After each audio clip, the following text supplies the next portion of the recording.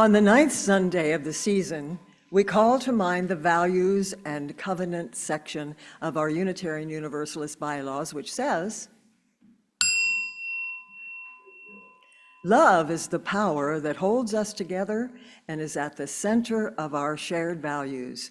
We are accountable to one another for doing the work of living our shared values through the spiritual discipline of love." Our first hymn, 344, will be led by Kelly Patterson, and we will sing verses, all of them. 1 through 3? 1 through 3. Whatever it says in your program, just go with it. Okay.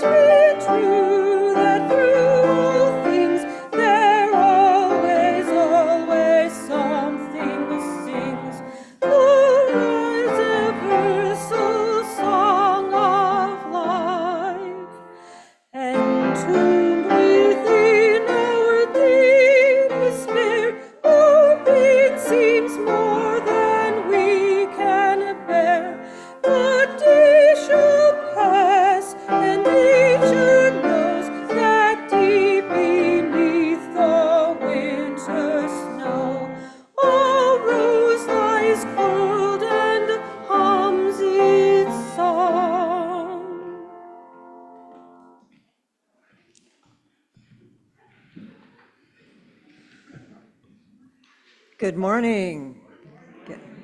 Get all settled in there. I'm Barbara Martin, she, her, service assistant today. Welcome to the First Unitarian Church of Des Moines, and a special welcome to our visitors, and to those attending quietly on Zoom. If you are here with children, there is childcare downstairs for the infants to 4-year-olds. And feel free to keep them with you if that's comfortable, or we have a play place in the back. Let's pause as we begin this service to acknowledge the indigenous land that we occupy, no matter where or how we gather. Our church is located on land that has been home to humans for 12,000 years, including Iowa, Sauk, and Meskwaki. And when you hear a land acknowledgement, please consider giving, even something small, to an indigenous cause or mutual aid project. Other creatures, such as the whooping crane, once inhabited these lands in much greater numbers. And recently, Laura Kim identified 32 different species of birds right here in our woods. As we enter the space, the ghosts of humans and other animals past will appear. Oh, I'm sorry, yes. As well, you want to finish that sentence? Okay. Other animals from the past are among us. We are called to join in the work of education, reparation, and healing for all species. Tomorrow is the full sturgeon moon, which will be a supermoon, so it will appear especially big and bright. And it's also a seasonal blue moon, the third full moon in a season with 4 full moons.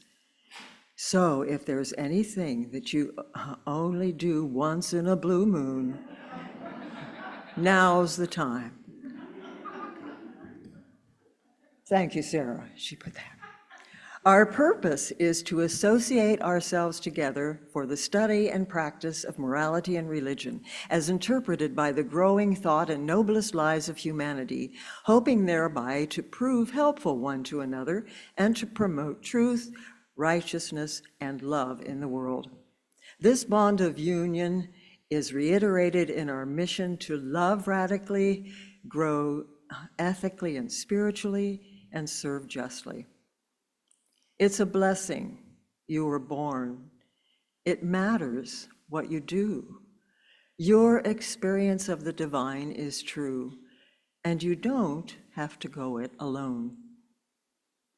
Speaking of being alone, our connections circles are about to start in September.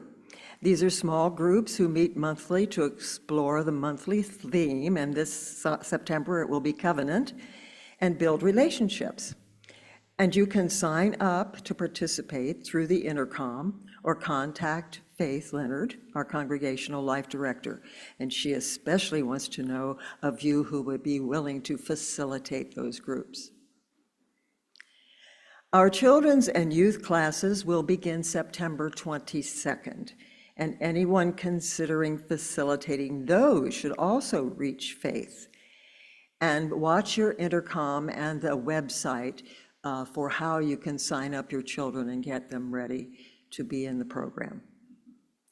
Our speaker today is Sarah Chang, pronoun she or they, who has been a member here for 11 years. And in that time, Sarah has participated in choir, bells, song leading, special music, and adult education, and has co-facilitated faith formation classes for youth and adults, our queer and transgender action group, and various seasonal celebrations.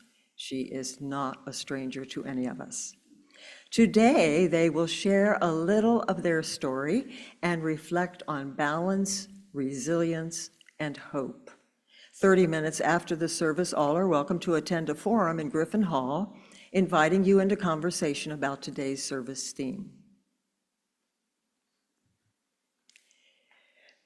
And now for the chalice lighting. On this 9th Sunday of the season, we dedicate our chalice to the spiritual discipline of resilience. Please join with me in the chalice lighting words from Lisa Doge. For beginnings that emerge out of endings, appear amidst continuity, become visible in hindsight, for all the times and all the ways that we have begun anew together, we light our chalice, symbol of faith, perseverance, and hope. Our sung invocation 391, voice still and small.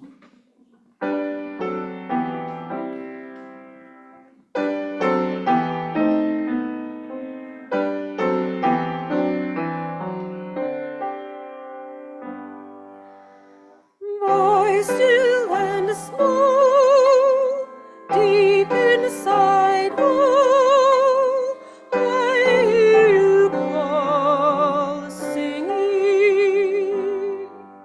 In a storm and rain, sorrow and pain, still will remain singing.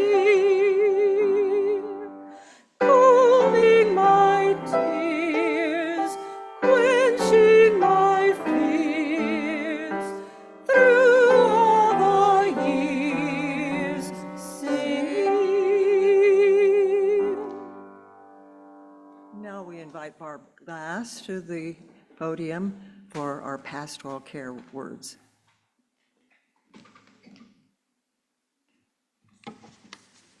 Good morning. A church is not a building, but a community.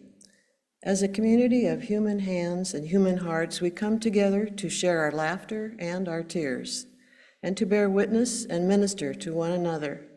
as we struggle with life's sorrows and celebrate life's joys. May we hold in our thoughts and prayers this week Coleman Jackson and Anna Bauer have been unable to attend the church in person for the past few months due to hardships with Anna's pregnancy. But through hardship comes a major joy. Coleman says, "We are pleased to announce the birth of our second daughter, Vivian, born August 15th. We cannot wait to come back in person in the coming months." You know, Carolyn Spencer used to make baby blankets, and we have located them. This is off script, of course, but they will be getting one. Yeah. We would also like to extend our love and appreciation to all the students, teachers, bus drivers, administrative and custodial staff, and all who are getting ready to go back to school. Of course, that includes the parents. May your year be full and fulfilling.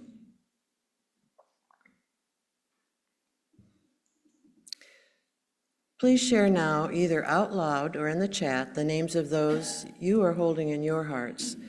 May the care of this community uphold them all. Mike, Melissa, Carol.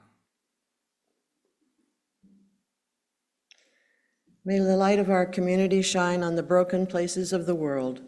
May the work of our hands and hearts support, aid, and comfort all those who hunger or thirst for food or water, justice or freedom. May we never look away when we are needed. May those who are grieving be comforted. May those who are tired find rest. May the broken places be healed. May those who are filled with joy and laughter be abundant.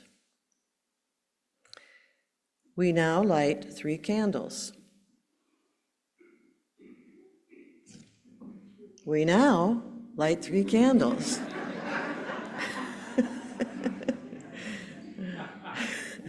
One for the joys and sorrows shared, one for the names spoken, and one for all that are deeply held but remain unspoken here today.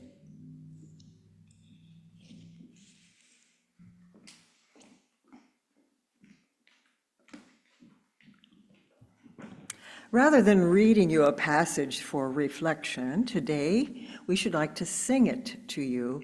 The lyrics will be up on the screen for clarity if our diction is not good enough. We don't expect you to sing it, but simply listen and ponder it as you may for a minute or two afterwards.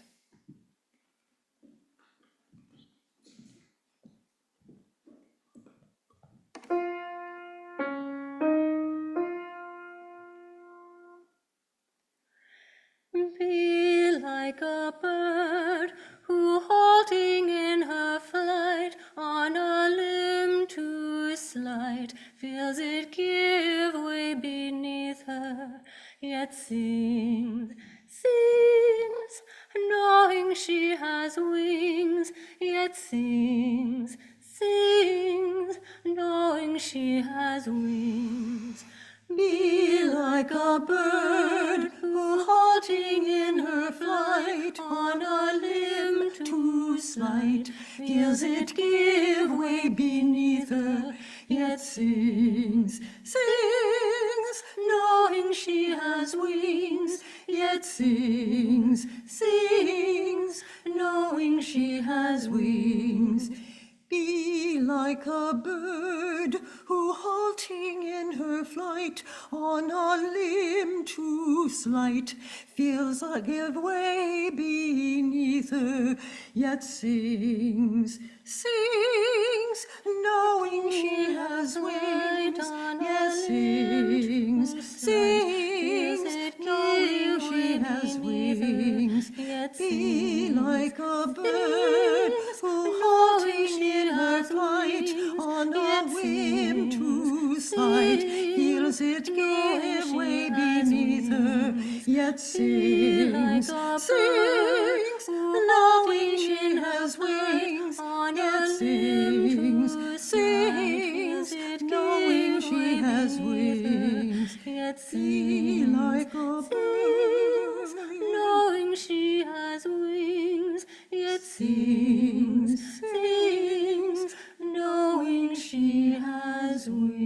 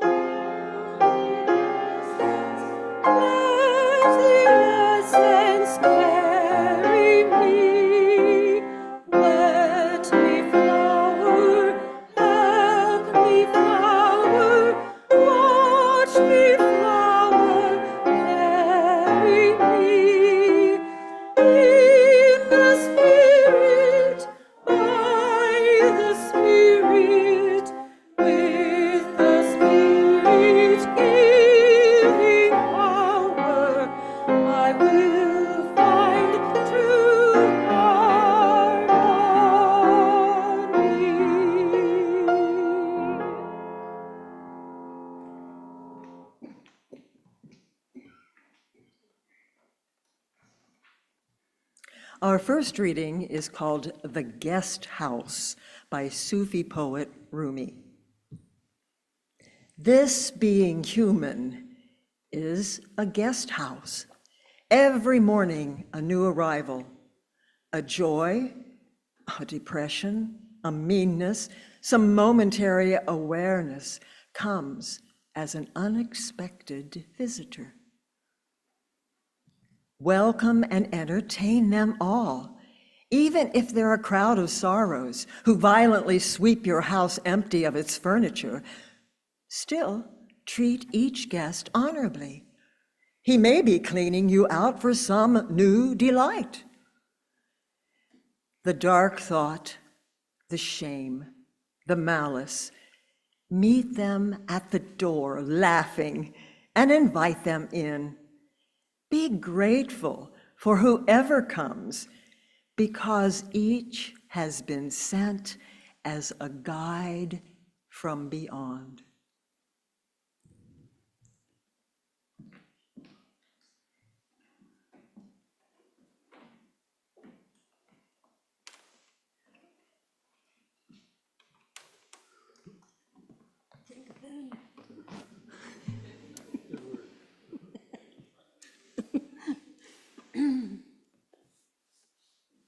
This is All Is Well from Frozen.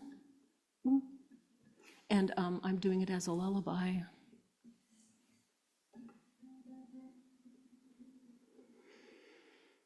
Where the north wind meets the sea, there's a river filled with memory.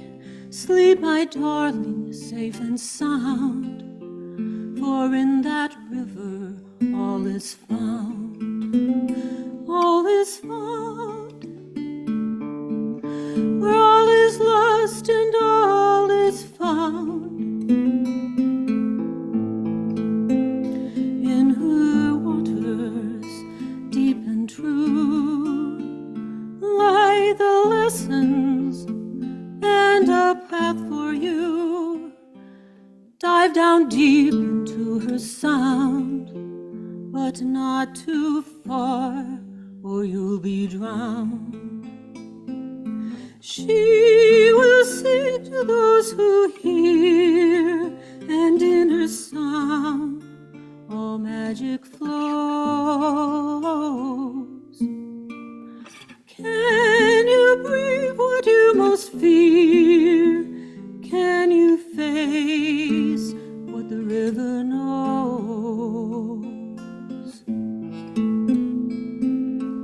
Until the river's finally crossed, you will not feel the solid ground. You must get a little lost on your way to being found.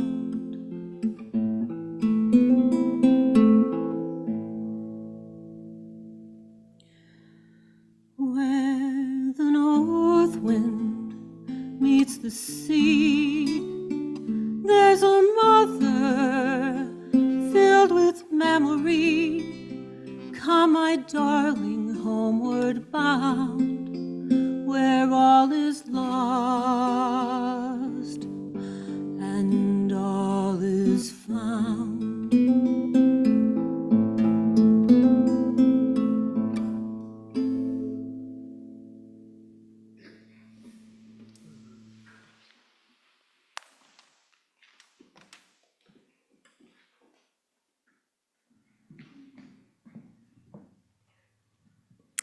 Our second reading is an article called Gentle Now by Willow Defabal at Atmos.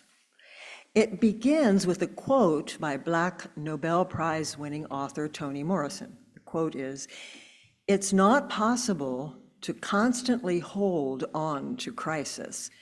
You have to have the love. You have to have the magic that's also life." And then Willow writes, "Out of all the avian species that exist, I've always had a fondness for hummingbirds.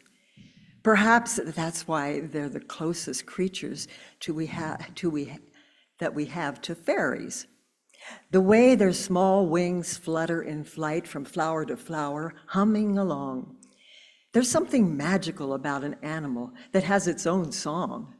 The aerodynamics of a hummingbird's wings produce a sonorous hum that no other species can come close to. And then there's the fact that they're the only bird capable of hovering. The evolutionary reason for which brought me some sweet peace this week. Before we can get to the why, though, we need to talk about how. Hovering is one of the most energetically expensive activities in the animal kingdom. A hummingbird can flap its wings up to 200 times per second in order to hover precisely in place or dive through the air. Their hearts beat up to 1,200 times per minute, and of course our average heartbeat is about 80. The pectoral muscles that allow them to hover make up a third of their body weight. As you can imagine, they must be incredibly mindful of how they're spending their energy. In order to sustain such movement, these creatures consume vast amounts of nourishment. A hummingbird will drink up to 10,000 calories of nectar in a single day from 1,000 different flowers. To put that in perspective, you would need to eat 300 hamburgers a day to get the same amount of sustenance. Hummingbirds can starve to death in just 2 hours. And still, they are tiny. The smallest hummingbird weighs about the weight of a dime, and the largest about 9 dimes. This is largely due to the fact that they have the highest metabolic rates of any vertebrate during the day. Nighttime is a different story. Hummingbirds balance their extreme energetic outputs with equally extreme measures for rest. They're what's known as endotherms, meaning that they use thermoregulation to keep their body temperatures constant during the day. But at night, they drop their body temperatures to near hypothermic levels in order to use as little energy as possible. Rather than sleeping, this technique mirrors the benefits of hibernation. Hummingbirds are quite capable of discerning what feeds them. Their brains are bigger than other birds, with an enlarged hippocampus that allows them to remember locations of flowers. A recent study even found that hummingbirds are capable of identifying mathematical patterns to assess which flowers contain nectar. Which brings us finally to why these birds have evolved to be able to hover. Many of the flowers that they sip nectar from are so delicate that they would break, or even a creature as light as a hummingbird would land on them. And so, despite all the energy it requires, they attain the ability to fly and feed in place in order to obtain the sustenance they need without harming the flora that give it to them. Across eons, evolution has afforded them the ability to be gentle, and in return, they stay nourished. We have a lot to learn from our feathered friends about living lightly. We, too, must be mindful of our energy. To be a human living through such strenuous times takes a lot. We must ensure that we're not always holding on to crisis, as the late Toni Morrison put it, but also seeking out sweetness from the sources that we have found over time. And when everything around us seems impossible to understand, we can remember our ability to navigate the world with kindness, to be gentle with ourselves, each other, and the earth, for all the while we hover here.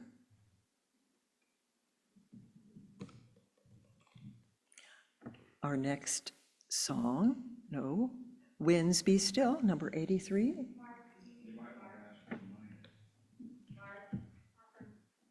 It's a freebie today. Oh! Well, I don't have the script to that. What do I say? Oh. All right. Guess what? It's a blessing to receive and more of a blessing to give, okay? Got it.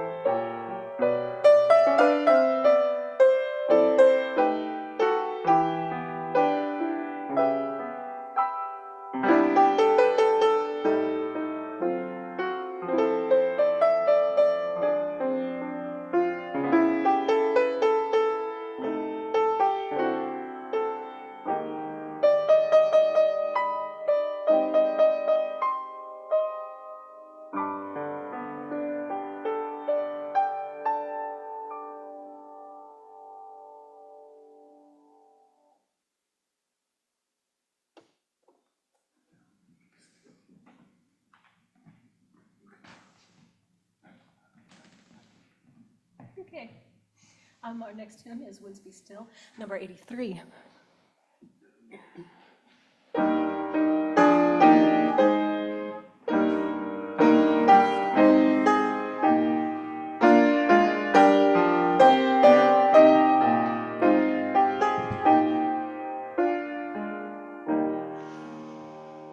Winds be still, storm clouds pass and silence come. Peace grace this time with harmony. Thy word of hope and shine, light of love, and in calm let all find tranquility. But fly high, lift our gaze toward a distant view. Help us to sense life's mystery.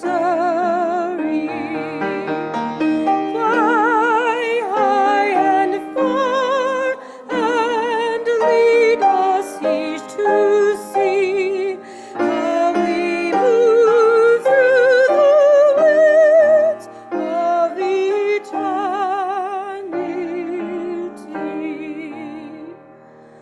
Light shining, illuminate our inward view, us to see with clarity.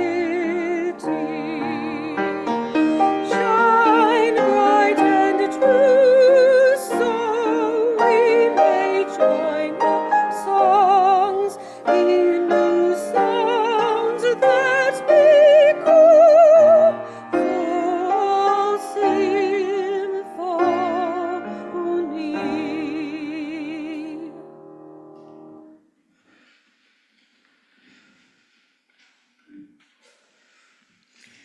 Good morning. Before I go into my planned speech, I want to thank Bruce for playing what he did for the offertory. That was so perfect. At first, I thought he was just teasing me with a song that I've sung or he wants me to sing like he sometimes will do, but actually, that one was very perfectly chosen for this theme because its lyrics talk about how a thunderstorm comes, and while a lot of people might think, oh no, I'm caught in the rain, this is uncomfortable and wet and yucky and I want to get out and go home, it actually traps these two people together, and so they are able to spend more time and make a connection that wouldn't have happened otherwise. So it's about making lemonade out of lemons, so to speak, which is kind of what I'm talking about today. Thank you, Bruce. Well chosen. So I'm honored to have been asked to share some of my story with you. If high school me had been told that someday I would create an entire Unitarian Universalist church service, sermon and all, I would never have believed it. After all, those people were godless heathens who thought they could believe anything they wanted, my parents would say, as we'd drive past the Ames UU Fellowship on the way to our Missouri Synod Lutheran Church on Sundays. They didn't say it every Sunday, but we went every Sunday to Sunday school and one or both services, and every Wednesday, because my dad directed a student music group he'd started in college, twice on Wednesdays, once we were old enough to be in confirmation class. So growing up, we practically lived at the church. In that way, the apple hasn't fallen far from the tree, I guess. It took a while for me to roll in a different direction. I dutifully memorized my Luther's Small Catechism, willingly got confirmed, volunteered with Vacation Bible School, and was even a church camp counselor. But there were things that started bothering me beyond just getting stuck as a shepherd in the nativity scene every single year.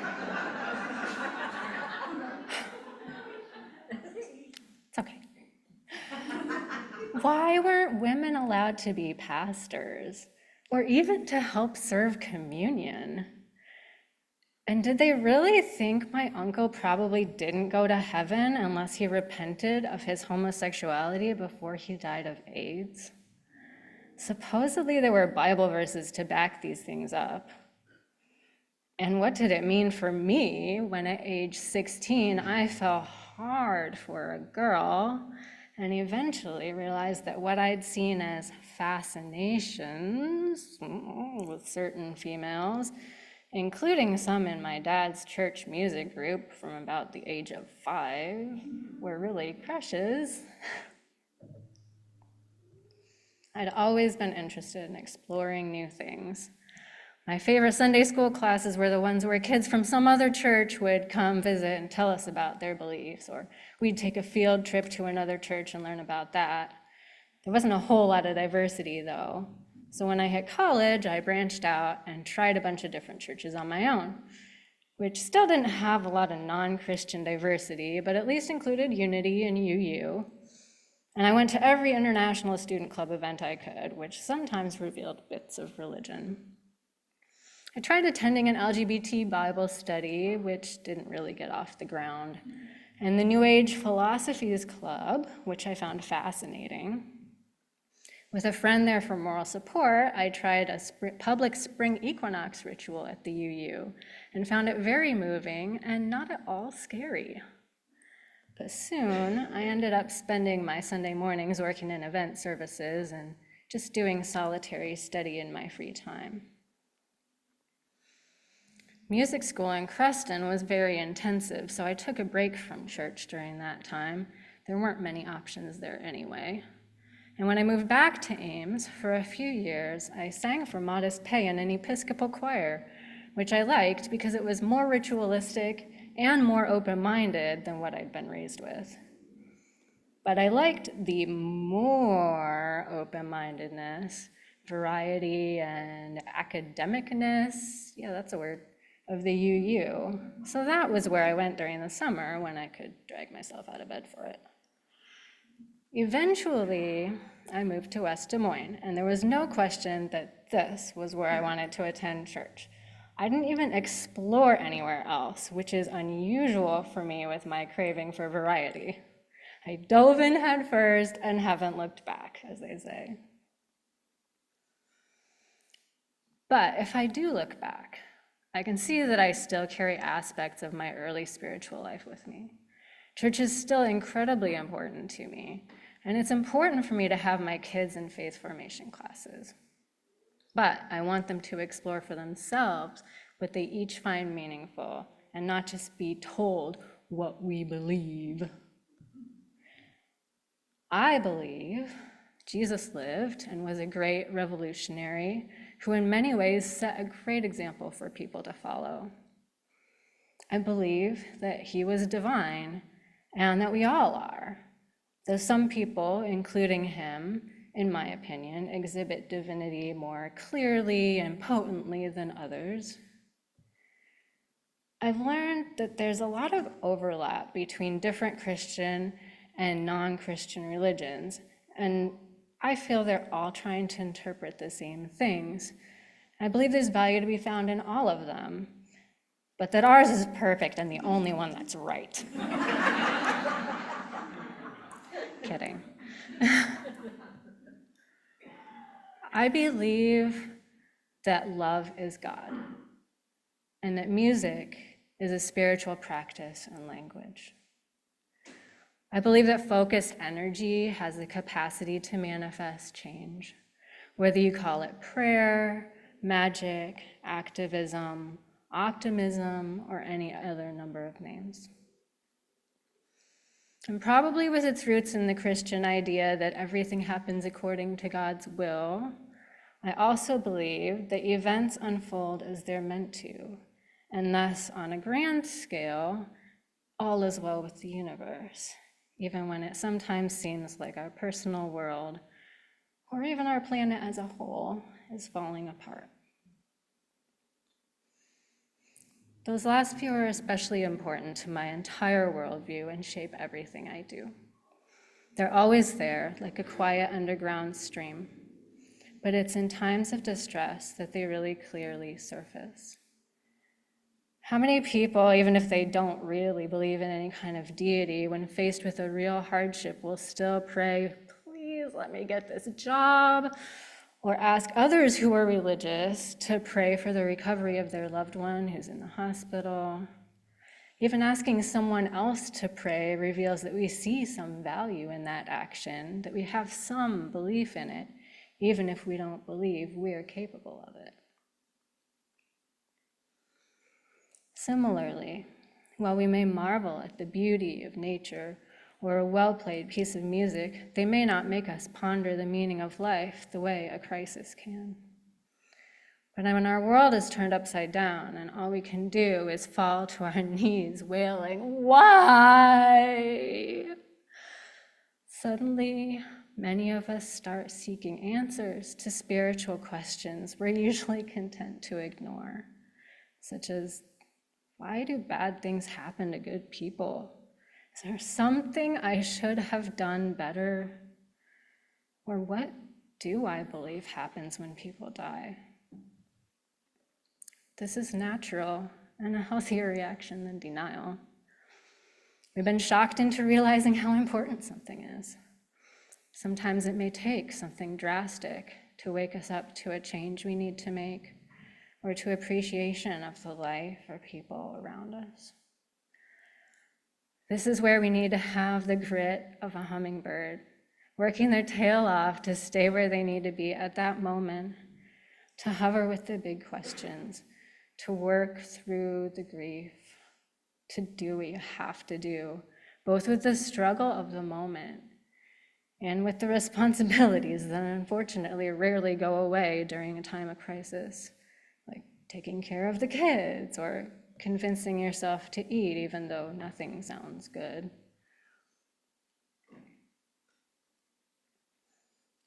Giving yourself the grace to be a mess once the kids are in bed, or to go to work, the grit part, and then come home and sit in the driveway and cry for a little bit before you go in the house. Finding the balance to give yourself the time that you need to be able to do the next hovering, to be able to do the next work. You can't just be in crisis all the time. But if you don't let yourself go through the crisis, it won't really end.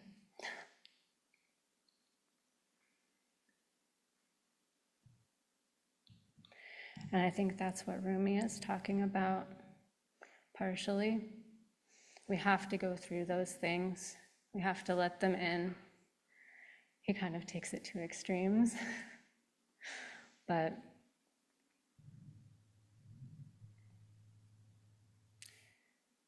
things like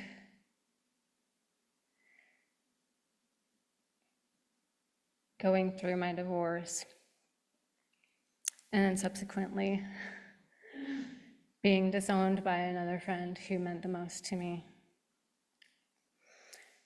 It was excruciating. It shattered my world. It was like the crowd of sorrows violently throwing all the furniture out of my house. But as Rumi said, it may clear the way for something new.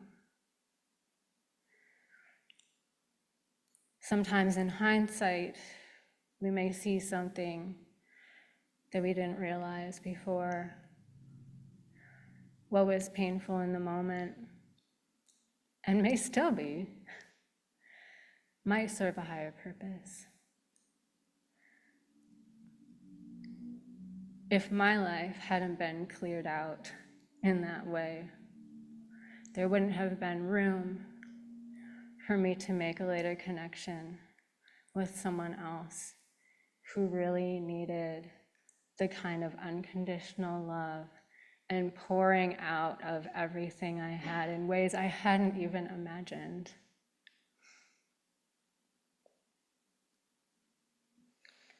Having gone through those things and then having it all cleared out of my life in that way was like an extreme training program to be ready for the next thing that came my way.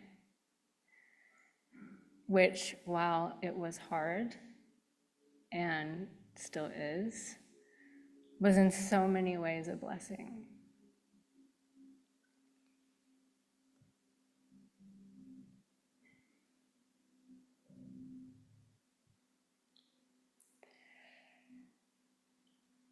There are many blessings in disguise if we just think about it after the fact. Sometimes,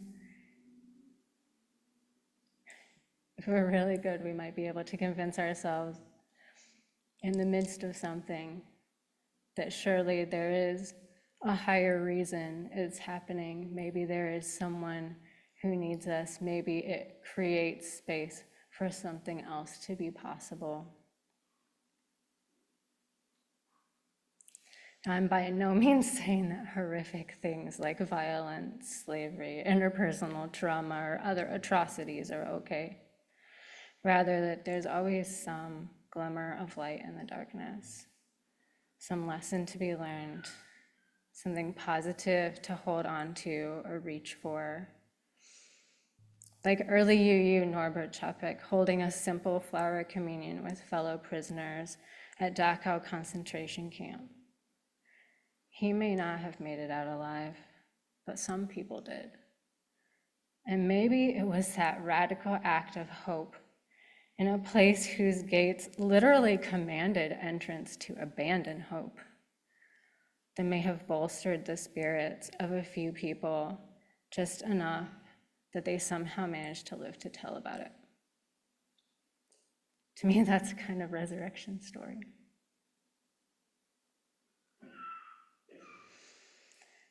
May we have the courage, the perseverance, the hope to do radical acts of hope, to look at things from another perspective, to find a balance between the hard things and letting ourselves give ourselves a pass, or sit and cry, or not take on one more thing today.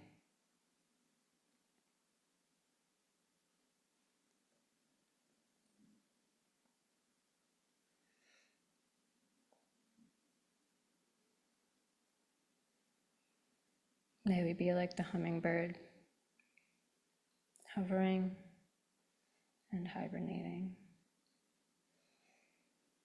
as only we can know what we need. Blessed be.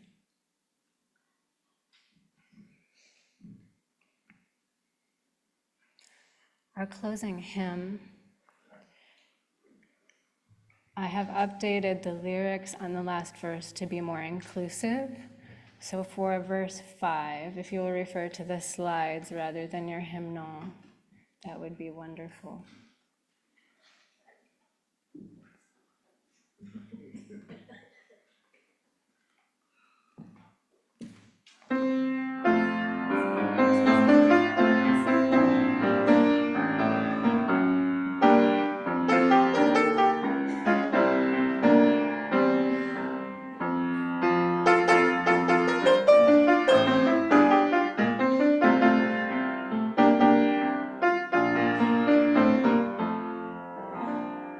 Day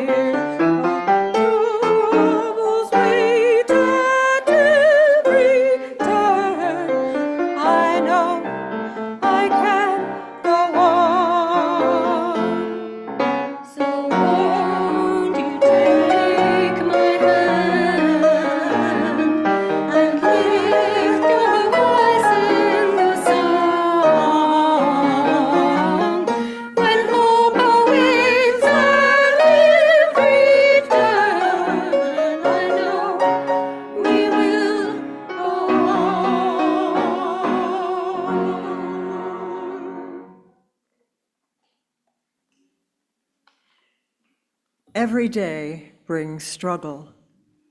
Every day brings joy. Every day brings us the opportunity to ease the struggle of another, to be the joy in another's life. May this flame remind us to carry our light to each other and to the world.